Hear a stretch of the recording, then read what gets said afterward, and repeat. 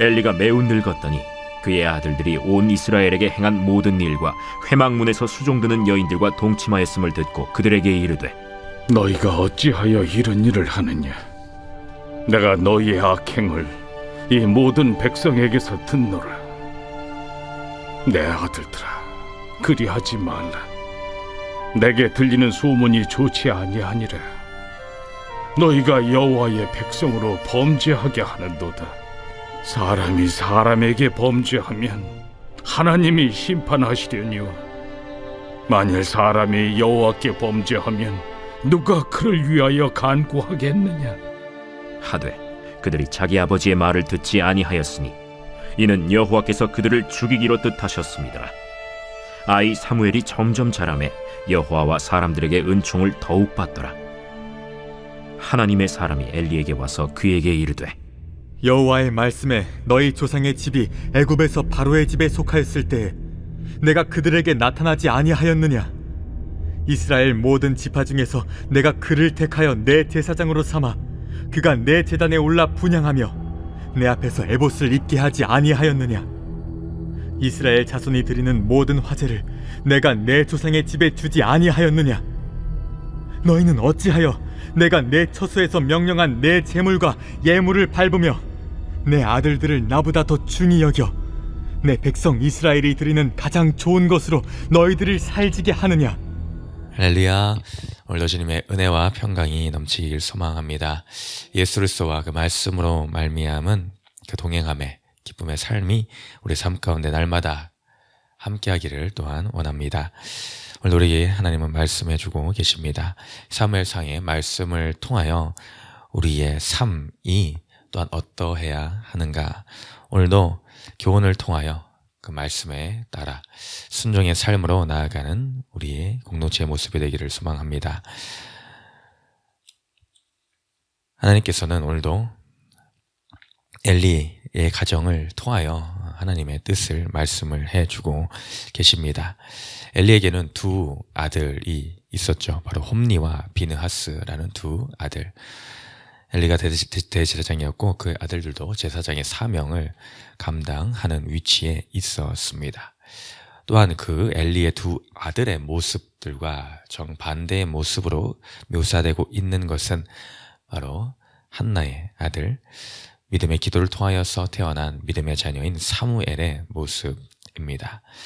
이 아들들의 이 모습, 그 다음 세대라고 할 수 있는 이 아들들의 모습을 통하여 우리는 우리에게 해당하는 부모의 세대로서 어떤 사명의 역할을 감당해야 되는가라는 것을 오늘 말씀을 통해 정말 절절하게 깨달을 수가 있습니다. 부모의 시대를 살아가고 있는 우리들에게 맡겨주신 그 사명, 우리가 어떻게 감당을 해야 될까에 대해서 오늘 교훈을 얻으면 좋겠습니다. 오늘 먼저 들어야 할 우리들의 귀에 맴도는 하나님의 교훈은 자녀를 키움에 있어서 듣는 마음을 심어줘야 된다라는 것입니다. 듣는 마음을 심어줘야 된다. 오늘 말씀에서 이 엘리와 홈니아스의 행실에 대한 평가들이 등장을 하고 있습니다. 어제의 본문에서도 그것이 등장을 하였었죠. 어제 12절 말씀에서도 엘리의 아들들은 행실이 나빠 여호와를 알지 못하더라. 그들의 삶을 평가할 때 이렇게 평가를 합니다.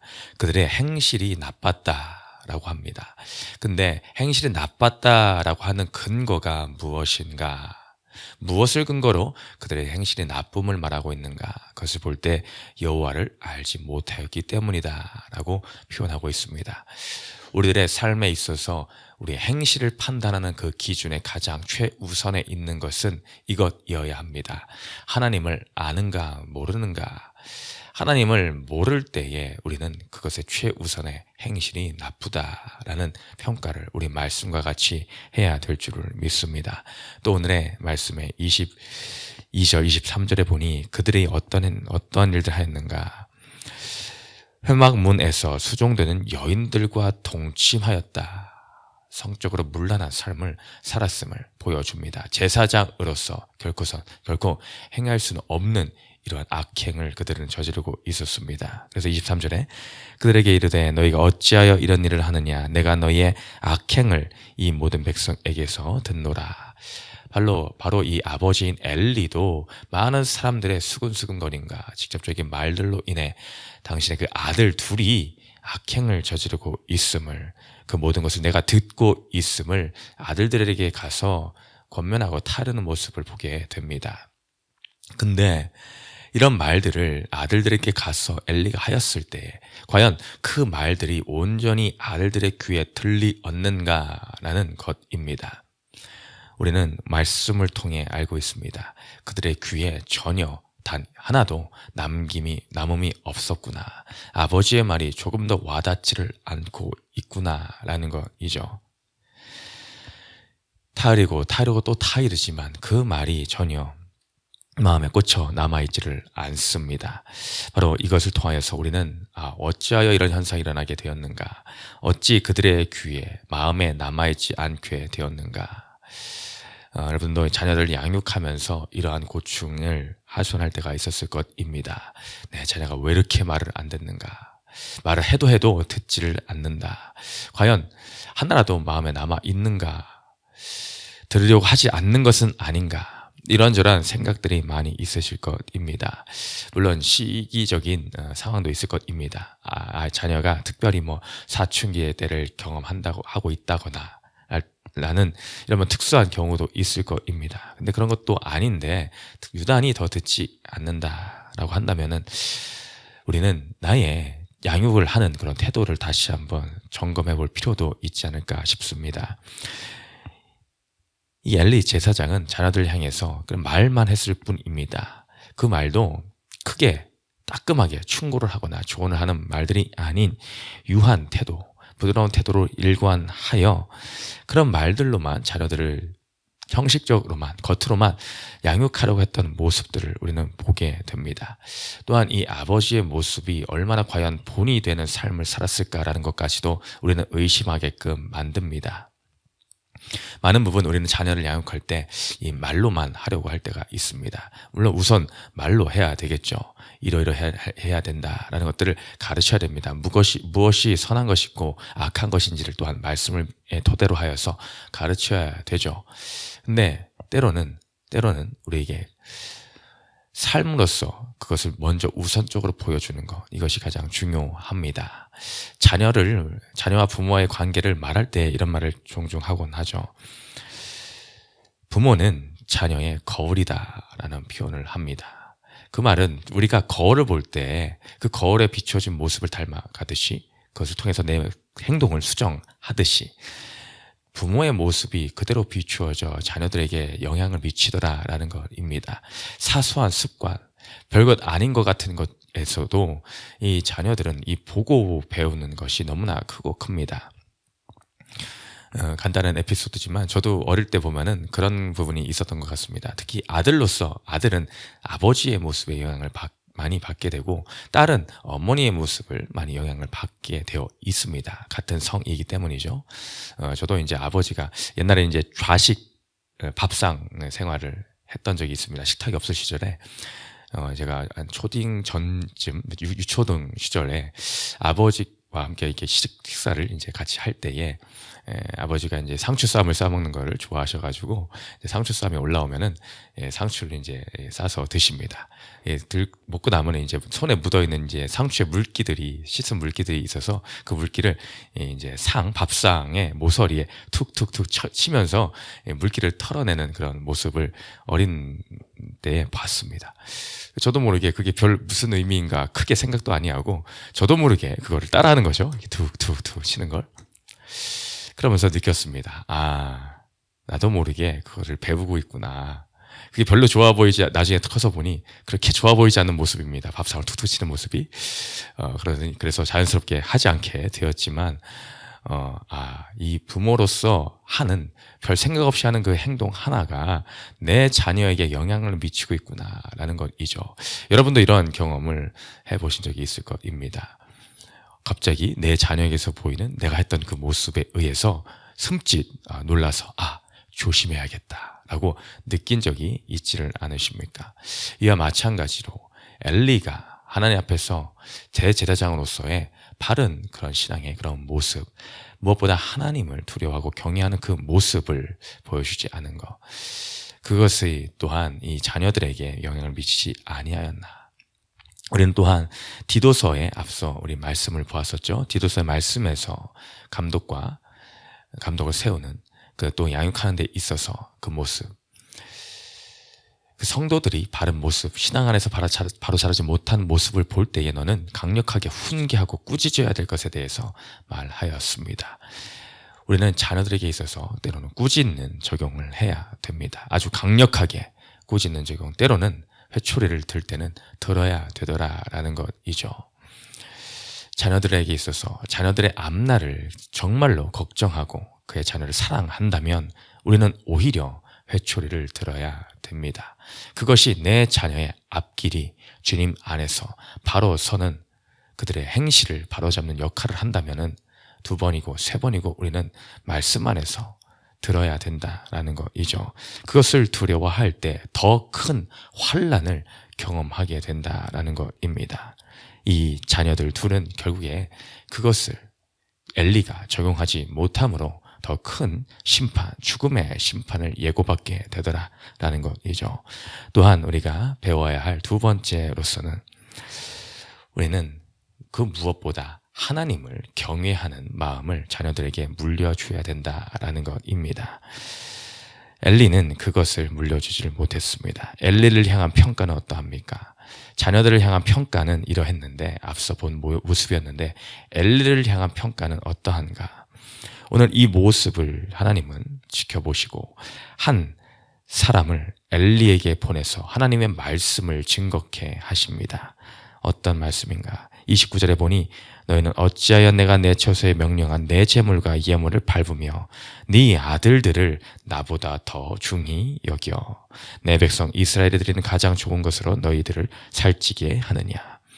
여기서 나오는 엘리를 향한 평가는 네 아들들을 나보다 중히 여겼다라는 평가입니다.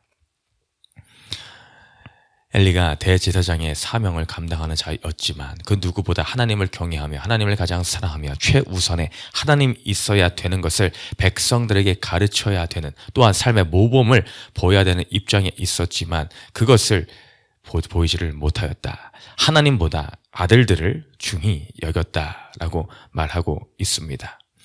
그래, 입으로는 하나님을 더 중히 여기는 것처럼 아이들에게 나아가 이야기를 하였지만 그 이야기의 중심에는 하나님보다 아들들이 어떻게 되지는 않을까라는 아들의 중심에서 했던 말들이었다라는 것을 우리는 결과적으로 알 수가 있습니다. 우리들도 어떻습니까? 자녀들에 나아가서 이러한 이야기를 합니다. 믿음의 말들을 하는 것처럼 때로는 포장을 하여서 말을 할 때가 있습니다. 근데 그것이 믿음의 말이었는데 그 중심에는 하나님을 생각함보다 아들들의 생각함이 더 있지는 않았습니까? 내 아들이 잘못되면 어떡하지? 물론 부모로서 가져야 될 마음입니다. 당연히 아들들이 잘 돼야 되겠죠. 자녀들이 잘 자라야 되겠습니다. 근데 그 중심에 하나님을 경외함이 근본에서 출발한 마음이 아닌 단순한 사랑, 그 인본적인 사랑에서 출발한 것은 아닌가라는 것을 우리는 살펴봐야 됩니다. 때로는 이거는 참으로 다루기 어려운 문제일 수가 있죠. 하나님 앞에서 때로는 혼돈을 가져올 수가 있습니다. 내가 부모이기에 자녀를 사랑하는 건 당연히 마땅하고 중요한 일입니다. 근데 그 사랑의 마음이 어디에 근간이 둔 마음인가? 하나님과의 신앙에서 근간에 둔 마음인가? 단지 부모라는 이유로 출발한 마음인가? 단지 혹은 반대로 다른 입장에서 자녀들이 잘 되는 것을 생각하면서 오히려 나의 체면을 채우려고 하는 것은 있지는 않았는가? 때로 자녀 세대들에게서 듣는 말들이 있습니다. 교회에서 이제 부모님들의 모습과 부모님들의 모습과 가정에서의 모습이 다름을 하소연할 때가 있곤 하죠. 그것을 말하면서 자녀들의 눈에 비친 부모들의 모습이 어떠한 줄을 아십니까? 야, 이게 나 잘 되려고 하는 진짜로 하는 말인가? 아니면은 우리 어머니가, 우리 아버지가 교회 안에서 자신들 체면 때문에 하는 말인가? 네가 잘해야 내가 교회에서 이러이러한 평가를 받는다라는 것입니다. 그런 모습으로 다가올 때 자녀들의 마음에 어떠한 것이 남을 거라 생각되십니까? 진짜로 나를 사랑하시는 것인가? 그게 아니라 내가 잘해서 부모님이 체면치를 하고 싶구나, 좋은 말을 듣고 싶어 하는구나 라고 하는가? 후자일 경우 전혀 교훈이 되지를 않습니까? 않습니다. 자녀들의 마음에는 하나도 남지를 않습니다. 진정한 하나님을 향한 신앙의 믿음의 말이라고 전혀 기억되지를 아니한다라는 것이죠. 여러분은 어떠한 부모님으로 자녀들에게 남기를 원하십니까? 어떠한 모습으로 자녀들의 이미지에 내가 평가를 받기를 원하십니까? 우리는 좋은 아빠, 좋은 엄마로 기억되기를 원하실 것입니다. 근데 좋은 아빠, 좋은 엄마의 그 앞에 또한 어떠한 수식어가 붙기를 원하십니까? 돈을 잘 써서 좋은 아빠, 나에게 칭찬을 많이 해줘서 좋은 엄마, 나를 잘 보살펴줘서 좋은 아빠, 이러한 것들입니까? 아니면 신앙의 좋은 유산을 물려줘서 좋은 아빠, 믿음은 어떠한 것인가를 알려줘서 좋은 엄마, 이런 것들을 평가를 자녀들에게 받기를 원하십니까? 바라옵기는 후자가 되시기를 원합니다. 이 세상에서 아무리 좋은 것을, 돈을 물려주고 건강을 물려준다 하더라도 그것이 내가 당장에 우리 자녀에게 기쁨을 받는 부모의 모습으로 여겨진다라고 하더라도 나중에 평가될 것입니다. 내가 우리 부모님부터 돈을 받는 것이 좋은 것인 줄 알았는데 그것이 아니었구나. 나에게 믿음의 유산을 물려주신 우리 부모님이 나에게 가장 고마운 부모님이구나. 바라옵기는 지금 당장의 것, 당장 자녀가 아직 철이 없어서 알지 못해서 이런저런 원망의 불평을 할지라도, 그러나 그 무엇보다 믿음의 유산을 물려주기를 앞장서며 그리함으로 사무엘과 같이 점점 자라매 여호와와 사람들에게 더욱 은총을 받더라 라고 하는 평가를 받으시는 저와 성도님들 되시기를 주님의 이름으로 축원드립니다. 우리 두 번째 질문 읽고 마칩니다. 시작. 내가 하나님보다 더 소중히 여기는 것은 무엇 누구입니까? 말씀 기억하며 기도하십니다. 사랑과 은혜가 풍성하신 하나님 아버지, 우리들은 지금 부모의 세대를, 부모의 때를 살고 있습니다. 이것은 막중한 책임이요 거룩한 책임이 우리들에게 짊어지었다는 것을 기억하게 하여 주시옵소서. 우리는 가정에 살아가면서 자녀들과 부대끼면서 어떤 아빠, 어떤 엄마의 모습을 물려주려고 애쓰고 힘쓰며 영적인 싸움을 하고 있습니까? 주님, 우리들에게 무엇보다 믿음의 유산을 심어주게 하여 주시옵소서. 한나와 같이 믿음의 모습으로 사무엘에게 유산을 물려주었듯이 타협함 없이 끊을 건 끊어내며 말씀 가운데에 양육하고 그 믿음의 가정을 세워가는 부모의 때를 잘 감당케 하여 주시옵소서. 감사드리며 예수님의 이름으로 기도드렸습니다. 아멘.